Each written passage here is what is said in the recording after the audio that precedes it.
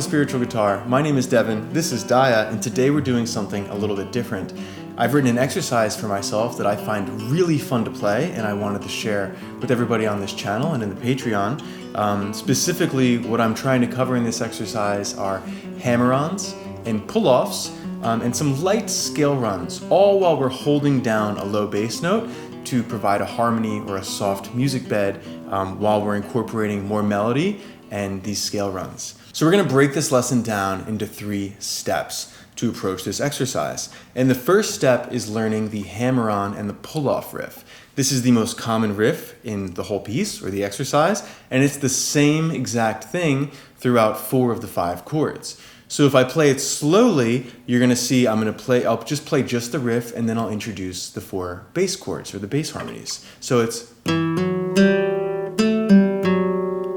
hammer-on, pluck, pull-off, pluck.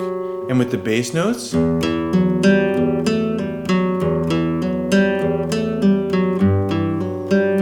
same thing. I'm just changing the bass notes.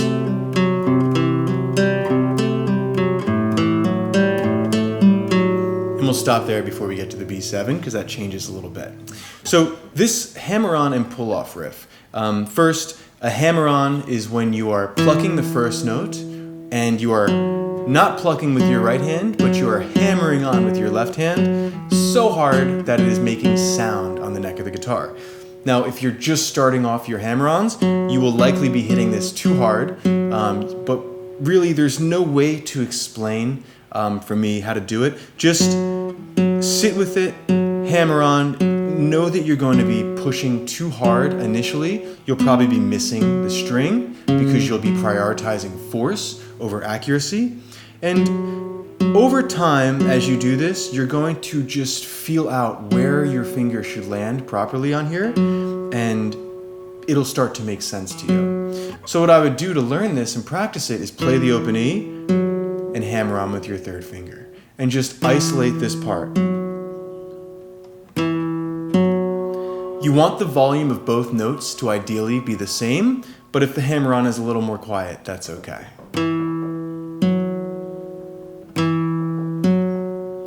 So we have our first hammer-on, E, hammer-on and F sharp, and then we're going to leave this F sharp down and pluck an open G. So that's with your index finger, plucking your E, hammer-on with your 3rd finger to the F sharp, middle finger, open G.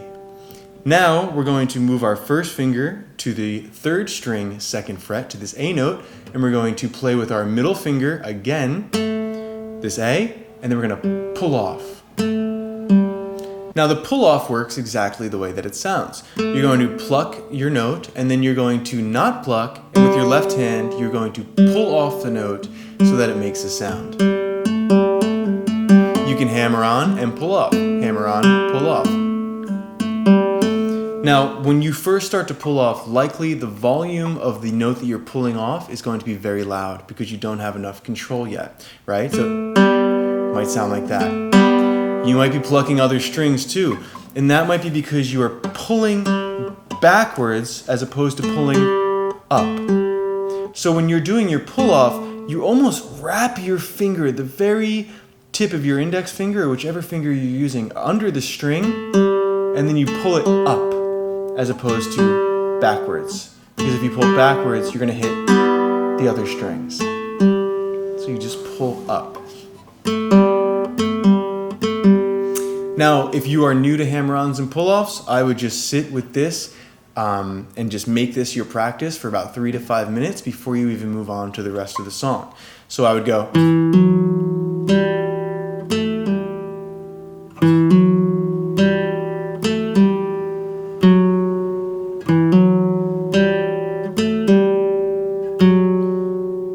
The way that I end that riff is after I do my pull-off from the A to the G, I'm playing this F sharp, which is your 3rd finger on the 4th string, 4th fret.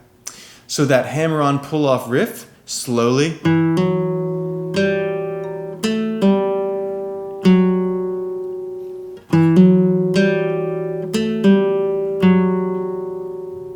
And with your right hand fingers, because you're going to be playing a bass, it's index, middle, middle,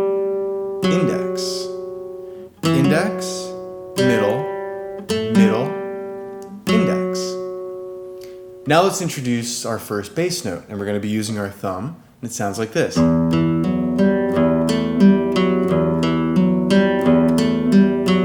Essentially, your hammer-ons are going to be eighth notes, and your low bass notes are going to be half notes.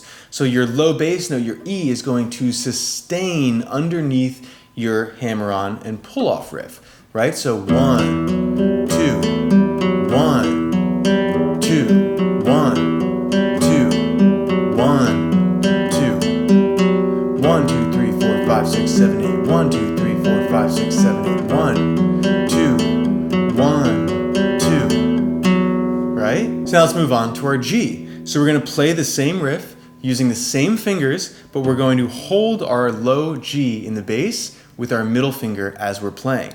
And this is going to introduce a whole new level of challenge for this practice, because it's a lot harder to do these hammer-ons and these pull-offs while we're maintaining pressure of our middle finger here.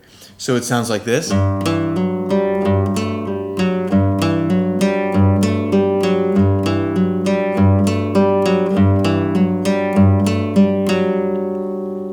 it's important that all of our notes are sustaining. Our low G is sustaining. That F sharp that we hammer on is sustaining. Our open G is sustaining. And then our F sharp, again, is sustaining.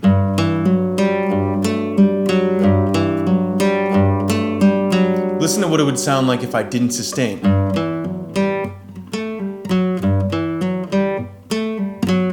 Right? It's very different.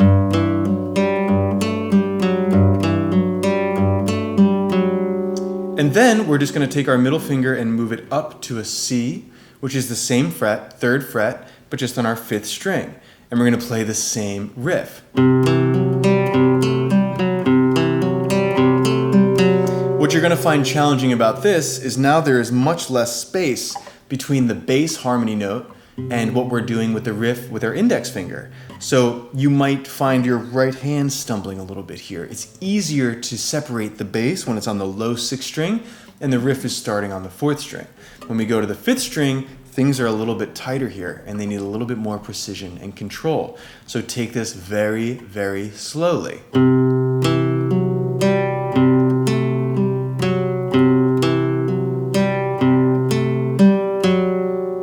And then we get to lift up our finger, get a little break, and we're going to play the open A.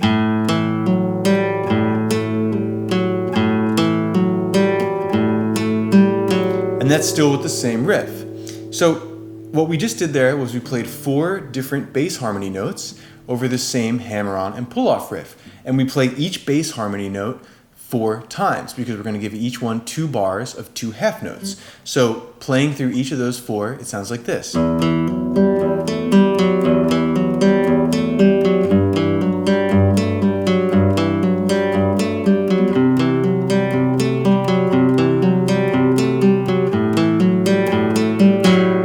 And on the second repeat, or the second bar of this A minor, we're actually going to go to a B7, and then we're going to go back to an A minor and an E. And that's going to sound like this.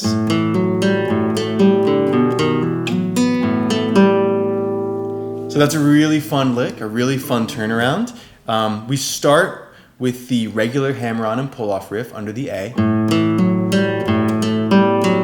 After we play that F sharp, we're going to jump to a B7. So we're going to play the low B with our thumb, and then we're going to play our index down on the 1st fret, 4th string. Then we're going to use our 3rd finger and put that down on the 2nd fret. And we're going to use our 3rd finger because we're going to slide up to the 4th fret with our 3rd finger. So like this.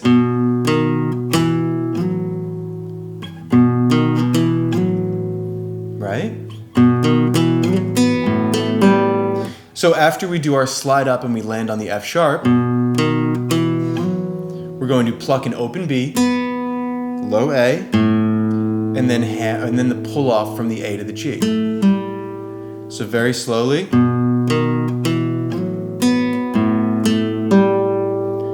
And from the whole A minor to the B7 part.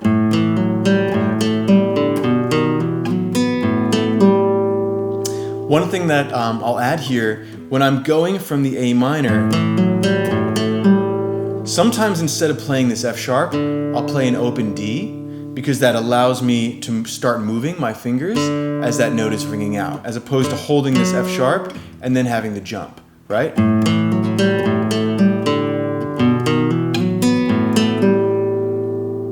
And the open D goes into that D sharp anyway. I think that's a nice transition.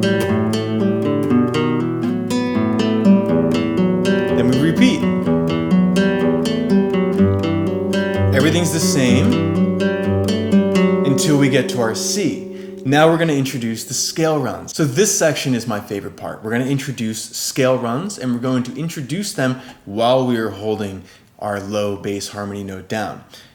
This part of the exercise is going to help you develop clean speed with your right hand and dexterity and familiarity with the different scales and the patterns with your left hand. So in this case, it sounds like an E minor to a G major, so that's the relative major and minor. So we're in an E minor scale. Or you could play the same exact scale starting on G, and it sounds more like a G. When we're in the C, we're in more of a Lydian,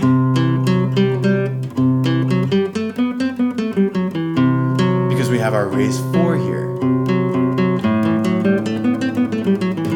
So basically what we're doing with these bass notes is we're playing the same scale pattern, but we're changing the color and the tone and the sound of it by adding a different harmony below it. So I think that's a cool thing to introduce in this exercise. So the scale pattern that we're going to use under our C and our A is going to be exactly the same. And it looks like this. Open D, 4th string, first finger down on 2nd fret on the E, 3rd finger on 4th string, 4th fret, open G, first finger on A on your 2nd fret, 3rd string, 3rd finger on B, and then 4th finger pinky on C. Right? And when we play the bass notes over it,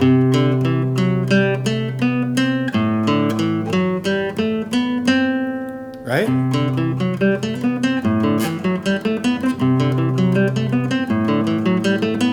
So you can just play the scale pattern first without adding the bass note.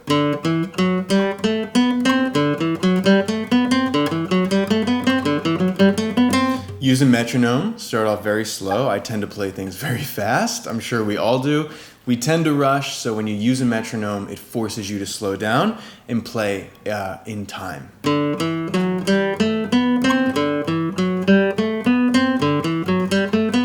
When I'm doing this, you're alternating your fingers, always, and then you can do ascending and descending.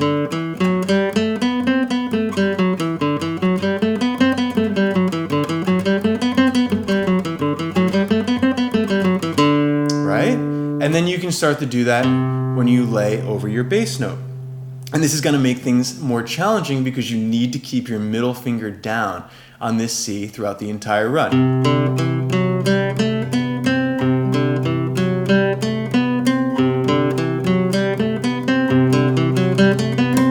And then you can do ascending and descending.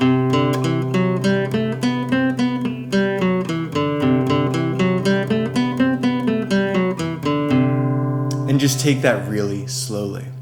Let's use the exact same scale pattern, and we're going to lift up our finger and play an open A.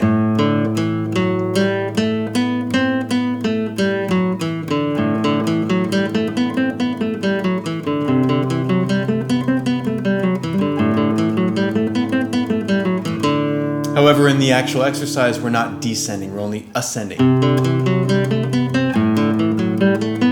Kind of gives it a driving energy, a little bit of tension and suspense. Where are we going to? We keep ascending, but using different bass notes.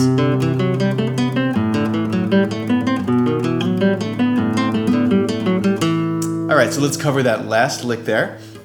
After we do our A minor run, we go to our B7.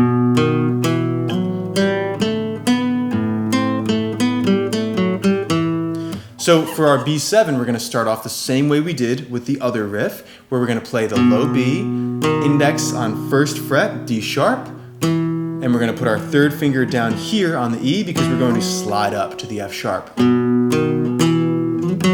Right? And then we're going to do open G, A, B, play the low A note, and then we're going to do pinky,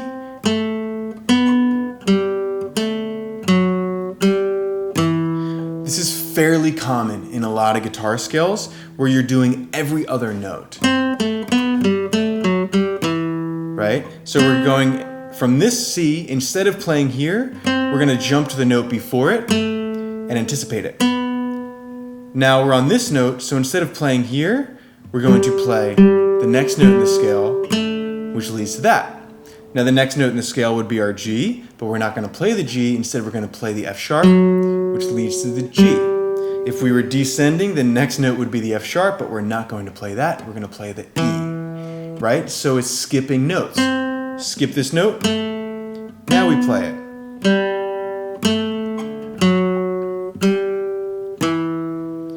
And let's just play that B7 part quickly.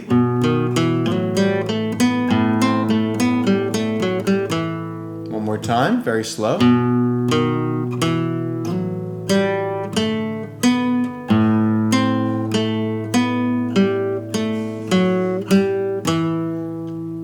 And that takes you through the whole exercise because we're right back to the beginning.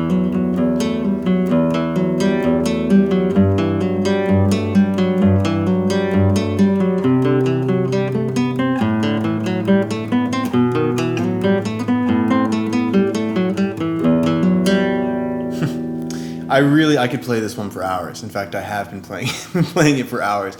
It's really, really, really fun, and it's going to challenge you. There's a couple very difficult or tricky parts here if you're not used to hammer-ons and pull-offs and you're not used to your scale runs, especially while you're holding down a low bass note. As you're doing this, I'll link a couple videos below that are going to help with your left-hand technique and your right-hand technique. I'm not going to get into all that in this lesson. But those fundamentals are out there. And if you enjoy exercises and you're looking for something to add to your practice, but this is a bit too challenging for you, I have another exercise that is less demanding of the left hand, but uses the same chord shapes and incorporates more of your right hand. So I think that would be a much better place to start. I call it the Hans Zimmer exercise. Doesn't have anything to do with Hans Zimmer, but a student of mine once reflected that it sounded like something he might write, so the name was dubbed. So I'll link the Hans Zimmer exercise below as well if you want to start there and work your way up to here. And as always, I've written out the sheet music and the tabs for this exercise. They are linked below, available in the shop on my Patreon, because it's a lot easier to print that out and follow it along with the actual tabs and the sheet music. And in those tabs and sheet music, I spell out the numberings for which fingers you should use for your left hand and your right hand. So it gives you a very good guide to go off of when you're practicing. So I hope you enjoyed this. This is one of my favorite exercises lately, and I really think it incorporates a lot that many of you will find helpful and challenging to incorporate into your practice. I really appreciate you watching. Don't forget to check out my Patreon. I have many other video lessons and lots of sheet music and tabs with medicine songs, exercises, and arrangements that I've done listed there in the shop. And as always, I hope this was helpful. Thanks for watching, and I'll see you on the next one.